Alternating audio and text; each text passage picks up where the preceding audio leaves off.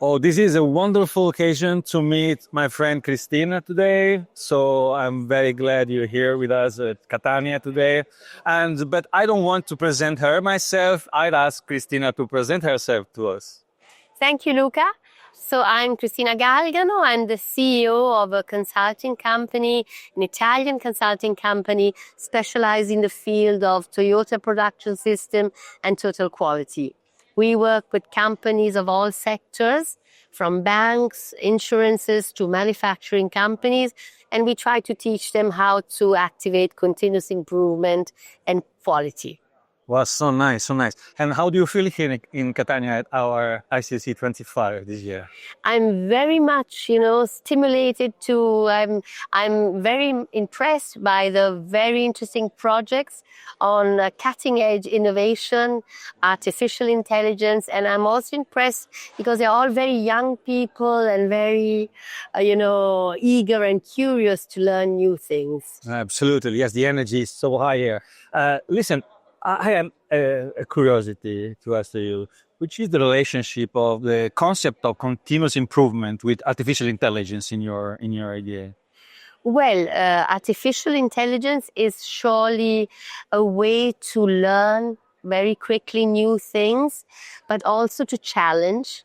You get a lot of challenge because artificial intelligence can, from some point of view, substitute some of the things that human being can do. So continuous improvements means being always ahead of what can be automated or carried out by artificial intelligence. So it's a way to foster keeping continuously on the verge of what is new coming up.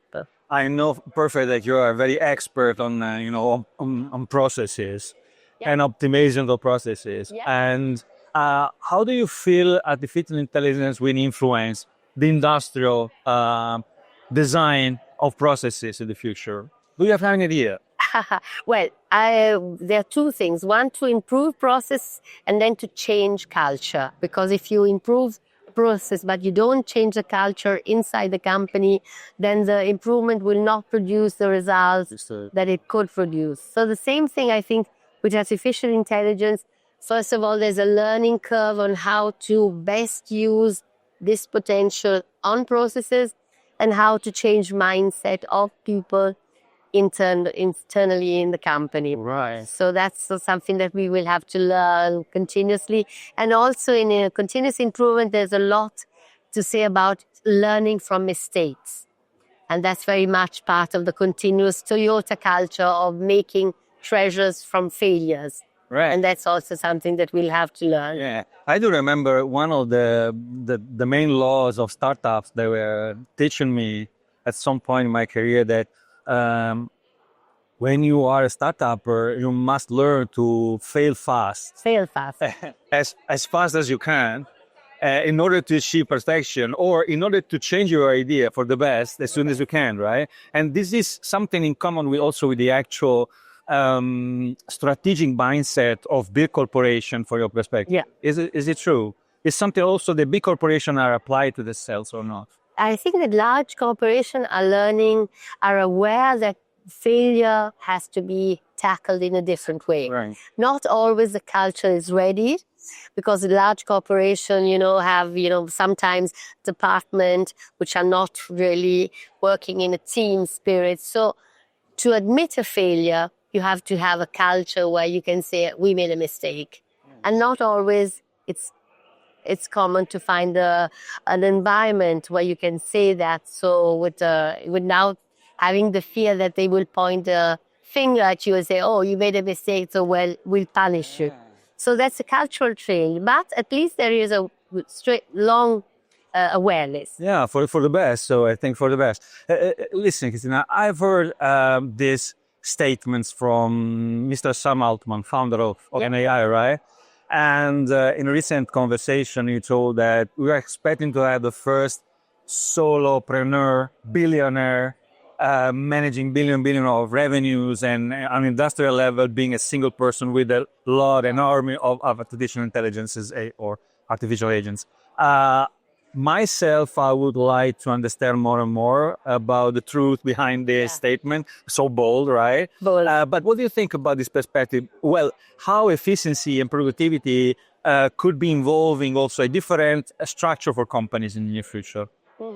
Well, I think of first thing. I think it's a bold, just to provoke a reaction and gain attention. I think that's really a long-term situation because still a lot.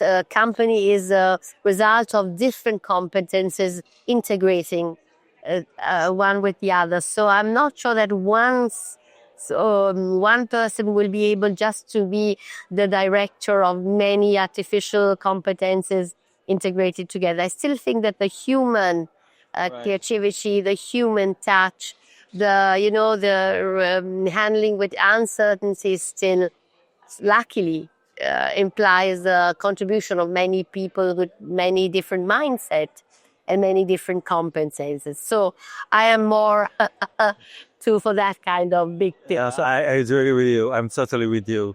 And listen, what kind of skill do you suggest young people to grow in this era? Well, the skills that you have to have today is, first of all, to go deep into subjects. I see that the young people now, because it's everything so easy on the mobile, they're not so much trained to make a little bit of, frustration, looking for something. Everything is so easy to get. So you have to still, train the ability of be tenacious, to be curious, of never giving up, because not everything is so easy to find. And then you have to have the philosophical mind, because technical competences can be little by be brought up from artificial intelligence. But the art of making the right questions, of seeing from different perspectives, is something that you still have to be in your mind. Absolutely. We had Professor Luciano Floridi in our magazine, right? He's a great... He's a great man. I'm a fan. And in a recent conversation that I had with him, he was introducing to me the concept of capital semantics, which is a term that he referred to machines not really being intelligent, but managing semantics and significance at a different level than before, right? And so I felt myself really into the concept of semantics, the keywords somehow.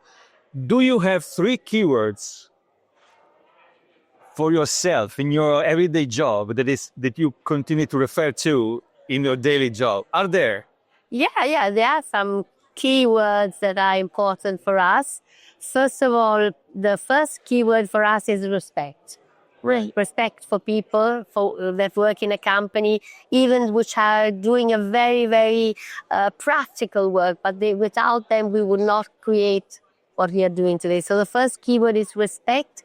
The second keyword is empowerment. Right. To give, the means to speak up for ideas and speak up for problems. So empowerment. And the other keyword is learning. Continue. Absolutely. And that is... I have one last question for you, Yes? Cristina. I'm so amused and so funny to have here today. So interesting. With your smile, you're giving me pretty much energy today. So I have one final question. How do you take your own decision? Meaning we are under the umbrella of Decision Science Alliance, right? So you as a manager, as an entrepreneur, as a leader, how do you take your decision? Well, of course, I have to gather a lot of data. Right. And then I have to listen to different point of view. But I think that the decision is something that it comes to you like an intuition.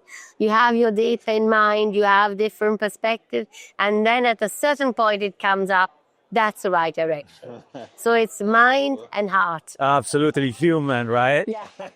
The perfect definition of being human. So thank you very much for having me here. So It's been a pleasure. Thank you.